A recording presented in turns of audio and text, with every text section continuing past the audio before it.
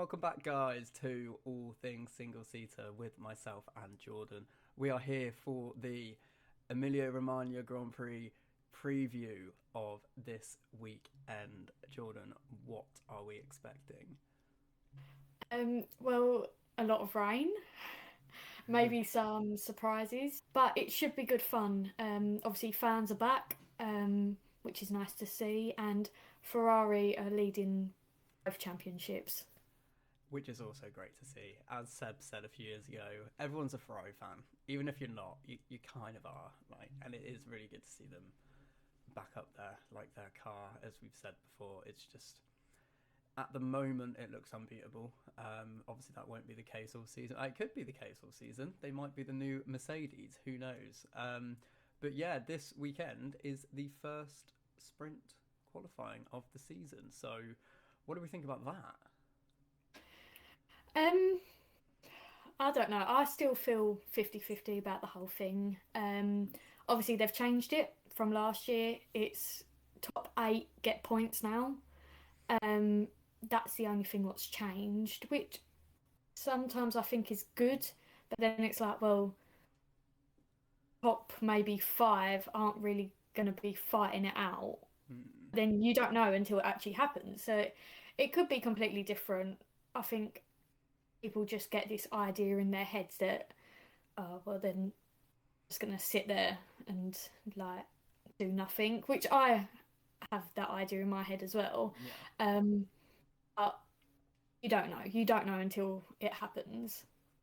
No, definitely. I think it's better that it's the top eight. Obviously, we don't know yet, but I do worry about it because of the budget cap that drivers are going to be told to not go all out in the sprint, so it could make it a bit boring. But I guess with the cars this year, how close you can follow and how good the racing has been, I think there's definitely cause to be excited, I'd say. Yeah, I think obviously you bring up obviously the budget cap. Um, if you look back at Australia a few weeks ago Hmm. and how much money Aston Martin or Williams probably spent on a normal weekend, well, what's it going to be like when they've got a basically another race? Is that going to cost them more money? So it does make you think, should the sprint actually be happening? Yeah, these are meant to be the best drivers in the world, so they technically shouldn't just be crashing every weekend. But that has been the case for some people this year. Um, yeah, I still think it's going to be a Ferrari Red Bull show, in my opinion, um, with a re-energized Carlos Sainz. Yes. Yeah. I think this is the perfect weekend for Carlos. Obviously, new contract, which we love to see. Staying with Ferrari until 2024. And obviously after Australia as well, he'll be just raring to go. Maybe he could possibly win, but what a weekend it would be for him if he did. But who knows? I think it will definitely be interesting. Then you can't beat some of obviously the young drivers who love the wet, George Russell, Lando Norris. Um, yeah, I don't think you can ever really count out them two. Definitely, it will be really cool. I think to see George in a Mercedes in the wet, considering the performances he put in the Williams last year in wet conditions. So that would be very it'd be very interesting to see if he can match Hamilton in the wet as well as the dry, because I feel he's done quite well at matching him this year. I know it's only three races in, but I do think he is with him. So we all know that Lewis is that rain master. So if G Ross can get close to him or out qualify him, it will really show that he is there for a reason. We all know the reason, but he still has to prove it, in my opinion. Like, he did great in Williams, but it's a whole new ball game here. Yeah, I agree. Obviously, he had a few good races last year with Williams, which kind of pushed him for that Mercedes seat. Um, he has history here. That's one thing you can't forget. Obviously, the iconic Bottas versus Russell, Could happen or again. Williams overtake Mercedes.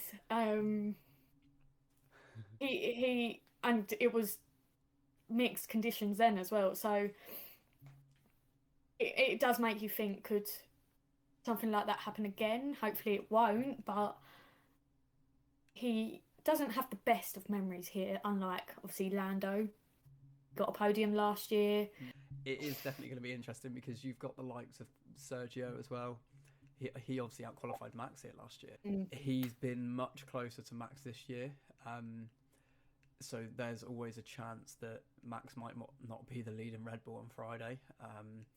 I think Carlos, because of how he's now going to be with his new deal, he's going to probably be a bit closer to Charles, I'd say, this weekend. I'm not sure if he could be fighting for pole, but I think we all know he's quick enough to.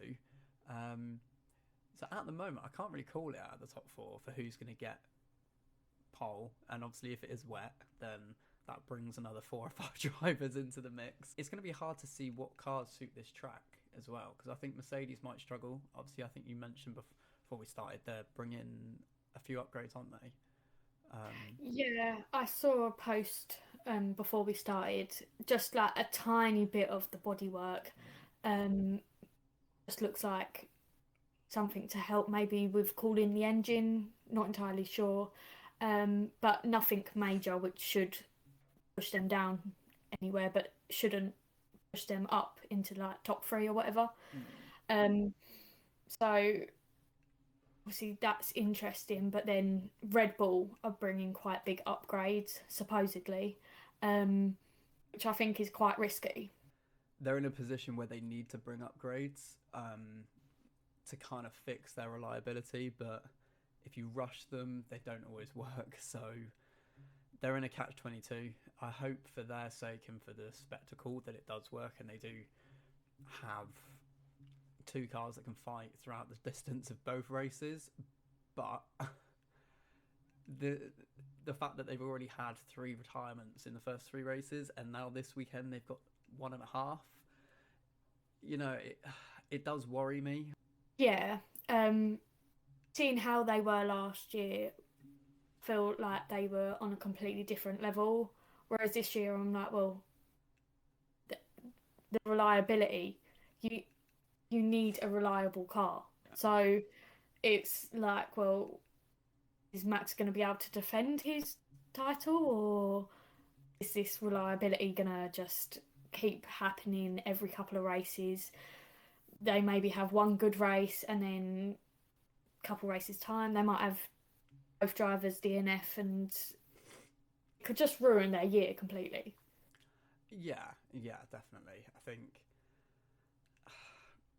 it's hard, but I'm predicting obviously we said if it's mixed conditions, it could be a mixed grid sort of thing, but yeah, if it's a complete dry weekend, I'd still reckon that potentially in the sprint a Red Bull could retire due to just, I know it's bold, but due to reliability, and then having one Red Bull then starting at the back of the grid or near the back if they do retire.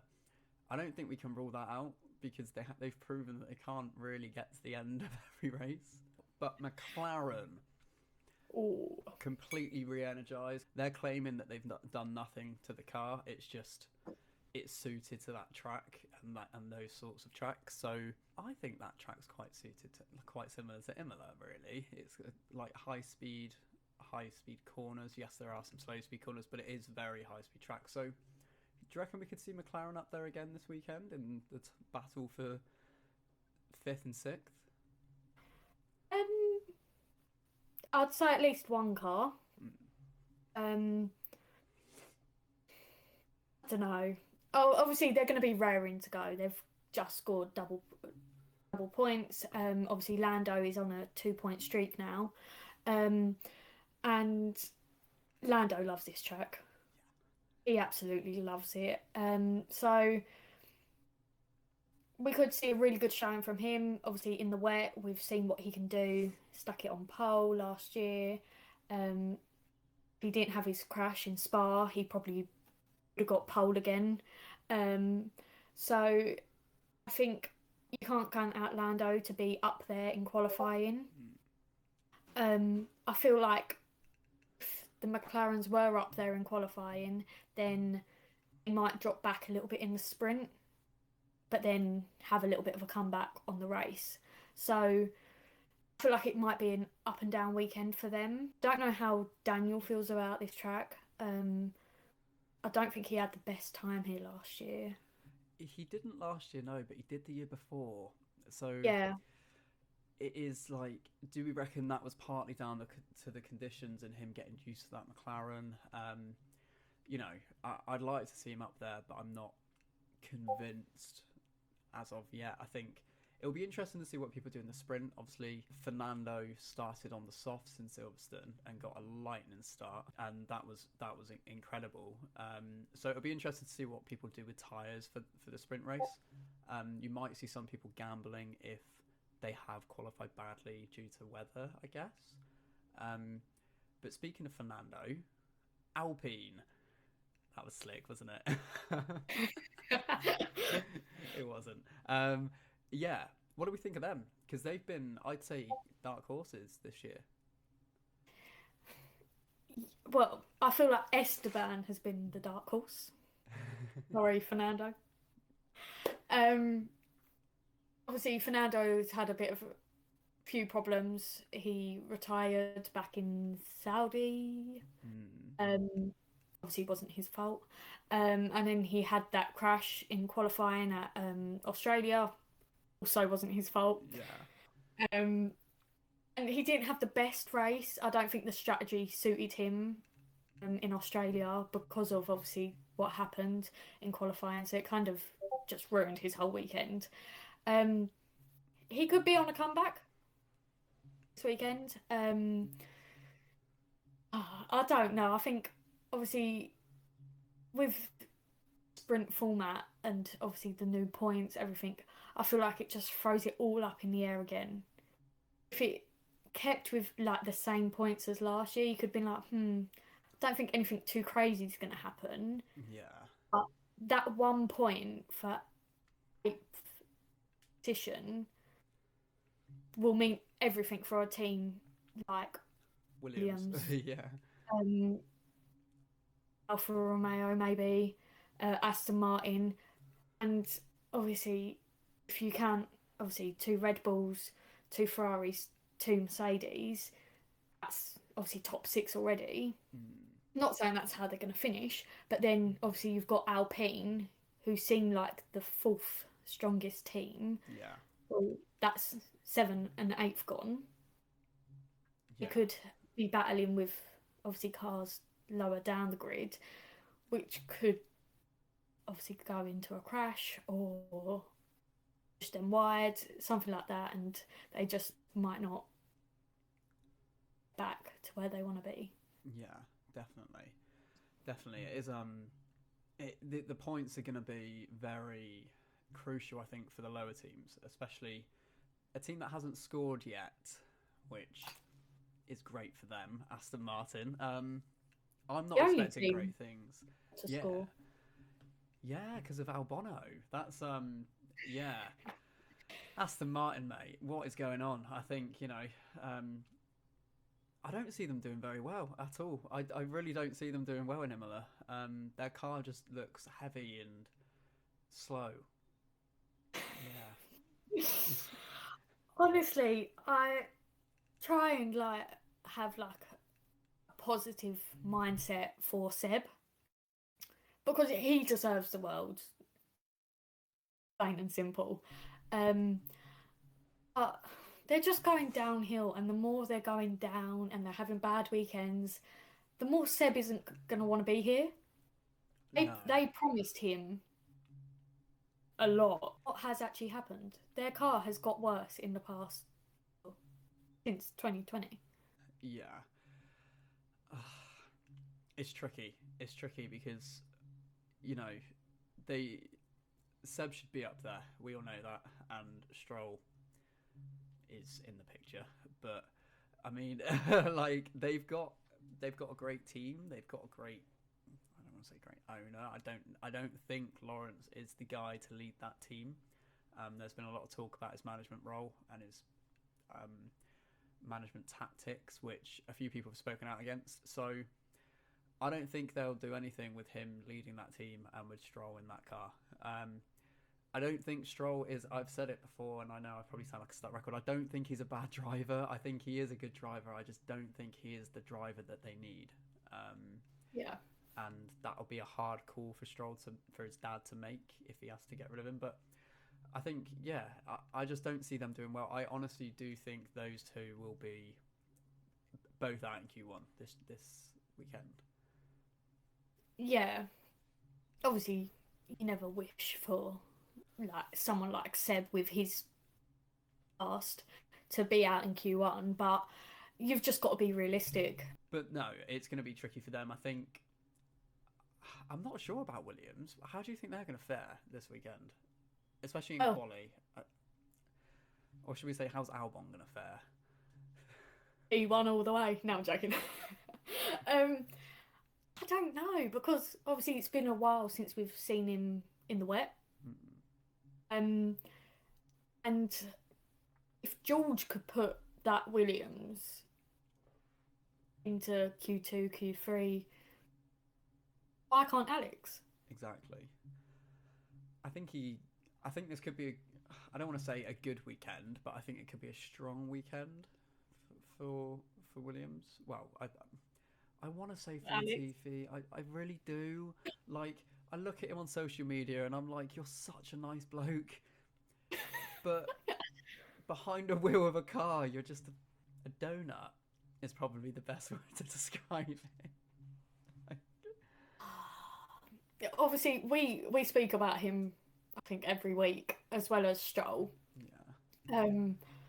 It's the stuff he does. Like, yeah, he's a nice bloke, but you're fighting for your seat constantly. Yeah. Like, I can guarantee they've probably had talks with other drivers and Latifi to see who they wanted to either retain Latifi or get someone else in. And I could see them having some chats with a few people this year for next year, if he carries on the way he's going. Yeah, definitely. I wouldn't rule out them replacing him with one of their reserves. That's probably a bold call for Williams because you don't really see them doing that. No. But if Albon continues to impress and is ahead of Latifi by quite some margin, I don't think they'll have a choice. Especially with how they've got a chance. Well, they're not guaranteed. Like, I think last year they were fighting Alfa Romeo and they got a bit lucky to get 8th in the constructors. But this year it's not guaranteed. Like, Aston Martin are terrible at the moment. Will they be at the end? You'd say probably not. And Alfa Romeo have got better, so they've got a fight to not finish last this year. Yeah, but then if you look at what Alex has done, 3 races in, year out, scores points. Yeah, I mean, he was right to lose his seat, but I think he's proving that he deserved his second chance, I'd say. He deserves to be in F1. Yeah, 100%. I think, obviously, it's difficult because Max is a really good driver, and obviously he deserves a fast car, whatever, but he needs a good teammate. And not saying that Alex was a bad teammate, but I think he got pushed into that Red Bull too soon, as well as some previous drivers, which I won't go into. Then kind of just left Alex to do his own thing, and then like they get fed up with him and then obviously replace him, which saw him obviously leave for a year. But now he's back. It makes you think, well, Alex does deserve a team which is scoring points almost every weekend. I'm unsure on AlphaTauri this weekend. It's so close. It's so close. I don't know about them this year. Last year, constantly, it was Pierre, P4, P5, P6. Them 3 positions he had a permanent mark on. This year, it's just like, what has happened? Yeah, they've also got bad reliability. They're saying that Sonoda is improving, and you can kind of see it. He did score in Bahrain, but I just don't think they're as good as they were last year in the pecking order. I think Alfa Romeo are ahead of them, in my opinion, or a lot closer. Yeah. Um, and I think AlphaTauri are at risk of being that third worst team if they don't really kind of get, not necessarily on pace, but in terms of points. Because if you've got a fast car, that's great. But as what Toto said, you got to finish, and Giro said you got to finish your races. So they could be at risk of that maybe. But I think they will be in the midfield. They'll have some great weekends and some poor ones. I'm not sure what they'll fare this weekend. I'd say they'll be fighting at the back end of the top 10. Yeah, they could as well, like you said with Red Bull, they could have one car maybe retire in the sprint, if not the race. I feel like this track will hurt both Red Bull and AlphaTauri, at least one car from each team. Which is a shame. Obviously, you look back like to the beginning races, and they had, was it Yuki retire in the first race, and then Pierre in the second, or the other way around, or whatever. Yeah. They did score points. Like the drivers which did finish, they did score. So I suppose that's one good thing. But Australia, I think Pierre scored, didn't he? I think maybe just 1 point. Oh, that was Alex. That was Alex. Was he ninth? Sorry. I'm a check. I think he might have been ninth. Let's go with ninth. We'll go with ninth. Let me. Oh god, it's going to take. Let's just double check. Before. Yeah, we do this every week, and just so you know, viewers, we do know our shit, kind of. We chat all week about what we're going to say, and then we always forget to check the results before we start recording. What was it? We know where they finished, just not. Well, I say we know where they finished. We clearly don't. But like top three. We always know where the top three finishes. Yeah, it was Lewis last week, wasn't it? Oh yeah. GP 2021. Oh, we're in 2022. Older than we think. He did get P9. Yes. Yay! He got P9. Right, yeah. There we go. There are the standings for you. You can't really see that at all. Yeah, so he obviously got a couple points. One guy that has really impressed me, which I wasn't for at all, is Guan Yu Zhou. Oh, I thought you was going to say someone completely different. Who did you think I was going to say? Well, before you said who you didn't think was going to impress you, I thought you was going to say K-Mac. Oh yeah, we'll come on to him next. Yeah. Yeah, Do you remember Tom's podcast last year when I said he didn't deserve his seat? I may have said something wrong. No, I think it's just the fact of obviously he didn't win the F2 championship. Yeah. And I think a lot of people are like that at first, like, oh well, it's a bit wrong that the person who didn't win the championship hasn't got a seat, not even the person who finished second. Obviously, Guan Yu finished third. I've got to say, he does deserve his seat. Yeah. He's had a good couple of races. He's finished every race, which, sorry, the drivers who didn't finish last year, who were rookies in the first couple of races, but obviously Yuki had a really good first race last year. Yeah. I think it just went all horribly wrong for a good few races, and I think people expect that to happen, like especially to Guan Yu Zhou.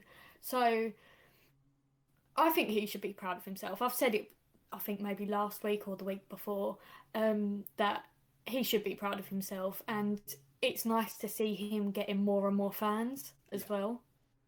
Yeah, definitely. I'll admit I didn't think he was ready. I didn't think he was the right guy, but compared to Bottas, obviously he's been a little bit behind, but he has been there or thereabouts, and he's finished in every race, and he's scored points, and it's a 10th, 11th, and 11th. So it's not as if he's just getting to the end like a lap down. Like he's really proving his fight, and he almost got a point last time out in Australia. It brings us on to Haas, doesn't it? My favourite driver ever, Mr. Magnussen, and Schumacher. But yeah, what are we expecting from those guys this weekend? Podium. Oh, I'm joking. No, I've clipped it. I've clipped it. That's going on Instagram. I don't know. I hope for a good weekend. I think they knew that obviously in Australia they wasn't going to have the best weekend. Yeah. Just because of like the way the car didn't suit the track. But they could have a good weekend. I could see them doing well. Yeah. I feel like their car suits fast corners better than slow corners. I don't know if you feel the same, but yeah, I feel like maybe I'd say points. Yeah, I'd say points. I think last time out was probably a reality check that they weren't going to score every weekend. I think they had chances to. I think their car was quicker than their finishing position. Obviously, they got a bit unlucky in quali with the red flag and then getting one lap to improve, but they weren't blistering that weekend. I just think with a bit more luck or something swinging the other way, they could have got a point or two. It was nice to see Mick battling K-Mag as well, though. That was really nice to see, and that'll do Mick's confidence a load of good for this weekend. But I'm expecting points. Yeah, I am expecting points. I'm hoping that it'll be Mick's first points. my favourite words all put together in one sentence. Exactly. Yeah, it's about time. I think if he doesn't, it's going to be really tough for him if he doesn't score this weekend. He's got 2 opportunities.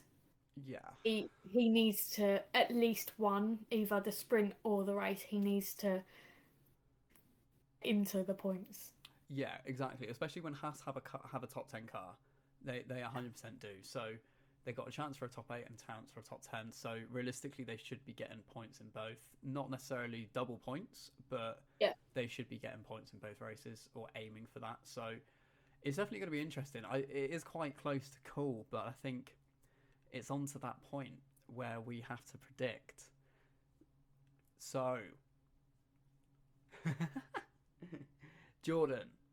Do it to me. Right. Qualifying. Give me your top 3. Let's have a little think. All right. I'll give you some time. I'm looking at the weather. All right. Okay. I like it. It's looking wet right now. Yeah, that's not great. So, qualifying is on at 3, 4, something like that. Around that time. Yeah. Quali's at 4 our time. Okay. But that doesn't matter to them because they're in Imola. So we need to see what it is their time. What's that? 5, 6? No, 3. 5. Cool. So wrong. Right. So basically, it's meant to rain all day tomorrow. Okay. So with that, what are we doing? Top 3? 5. Yeah. Oh, fun. You've just made it harder now, haven't you? Should we go 5? Should we go 5? So I'm going to say Leclerc pole. Okay. Verstappen second. Okay. Perez third. Nice. Carlos fourth. Now I'm stuck between obviously the 2 Mercedes. Yeah, I'm just going to say 2 Mercedes for now. I feel like Lewis might have the edge because obviously he's drove the Mercedes plenty of times in the wet, whereas George hasn't. Yeah, so I'm going to say obviously Leclerc pole, Max second, Checo third, Carlos fourth, and Lewis fifth. There we go. Okay. I'm going to go Max, Carlos, Charles, Sergio, Ocon. Oh! Uh-huh. Oh! only said it because I love surprising you. No, I do think Ocon might be up there. Mixed conditions, he's good. Yeah, And the he car's is. good. The car is good. So that's for Um, Friday. Yeah. So sprint, right? Let's have a look. Okay, yeah. Weather for the Got sprint. check the weather. Right, it doesn't say any rain on Saturday at all. Ooh, okay. I Okay. feel like that can mix it up a bit. Yeah, because we don't know if it. So if it is wet all day tomorrow, and let's say they get no dry running, and then it's a dry sprint race, like they're not going to know anything about tires. Obviously, it never goes like that, so they probably will get some dry running. But if they don't, no one's going to know what tire to start on. I'm going to go. Sainz, Leclerc, Max, Sergio Lewis. Oh, Was that a look of disgust or a look of shock? I don't know. It's just obviously. I think the bit what shocked me was obviously signs. Yeah. Where is he gonna start from? P2. Not even in your top 5. Oh wait, no, he's his second double. Don't worry. It's good to know you listen to me. I love the time we spent together. Oh, God. it's been a long day. It's been a long week. Right, I'm going to say Max P1.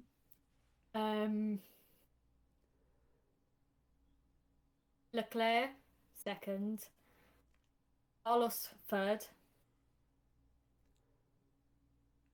Hamilton fourth. George fifth. No Sergio. Sorry, mate. Is he, I don't know why. is he retiring or is he just terrible? I think he might retire or he might spin something like that. Well, okay, what about the race? What's the weather for the Sunday? Is it mixed? I think so. It says so it's a bit cooler than Saturday. Okay. It says 60%. Okay. So that's more than likely it's going to be a mixed race. Yeah. Which kind of throws all our predictions out the window, what we've just done, kind of. Yeah, but we're pros. We should get this right. Well, we're not really, but okay. Try to be. Yeah, we'll get there one day. I mean, race, right?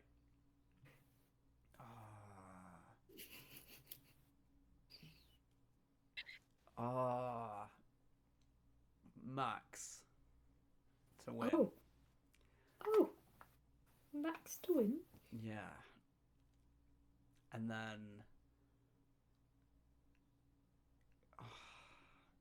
yeah, okay, right. Max, Carlos, Sergio, Leclerc, Alonso. What did he say? These are lousy predictions from me, aren't they? No, because they're actually okay when you think about it. Oh, that's good. Thanks. Just okay. Welcome. I do realise as well, I said that I'm predicting a Red Bull to not finish, and I've put them in my all my top 5s. I didn't even clock. Brilliant. Yeah, I'm keeping it though. I'm keeping it. What about you? What are you thinking? I'm going to say Leclerc for the win. I just feel like he's untouchable. You're just in love with Leclerc. That's all this is. Honestly, I could see him win all year and I would not get bored. Leclerc for the win. Okay. Carlos second. All right. Max third. Hamilton fourth.